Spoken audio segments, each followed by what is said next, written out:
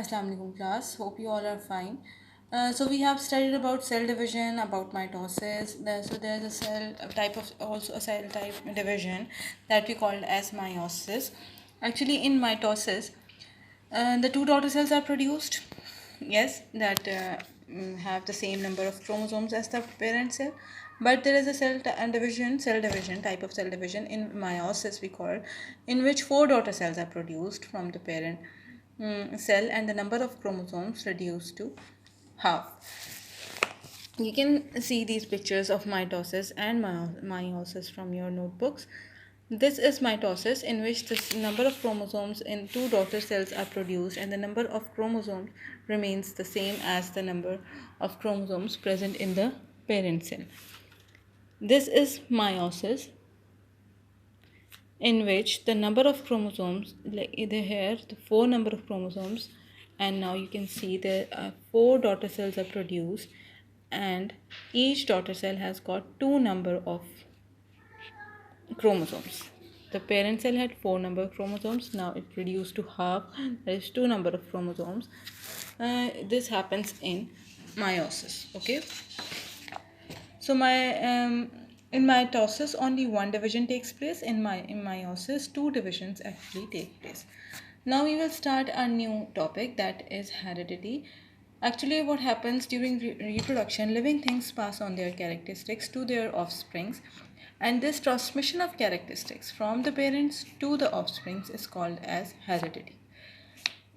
Now you can see that there are certain characters that can be inherited from parents to offsprings. These characters are called as inheritable characters, like your eye color, skin color, hair colors, intelligence, height, etc. Okay, and there are certain characteristics that cannot be transferred from parents to offsprings because they are not being controlled by genes.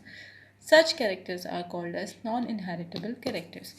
For example, if you consider a person whose body organ is lost or whose body organ gets weakened due to some kind of disease, then this character is not transferred to his or her children.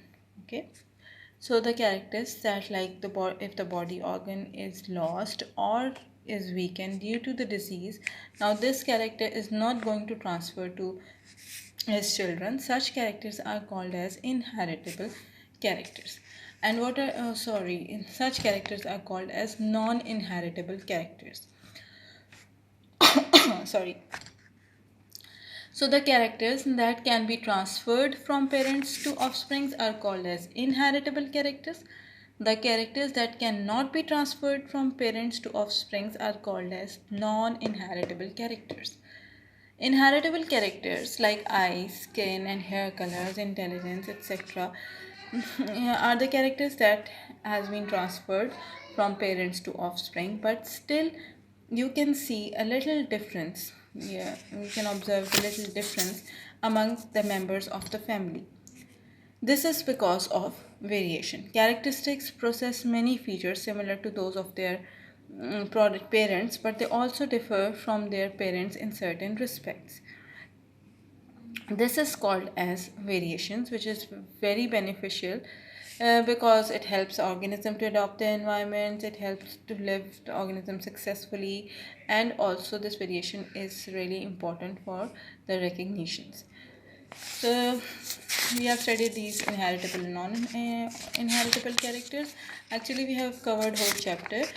I'm going to send you the solved exercise also, but please try to do the exercise by yourself first, and then you can get some help from the picture I'm going to send of the solved exercise. Thank you so much.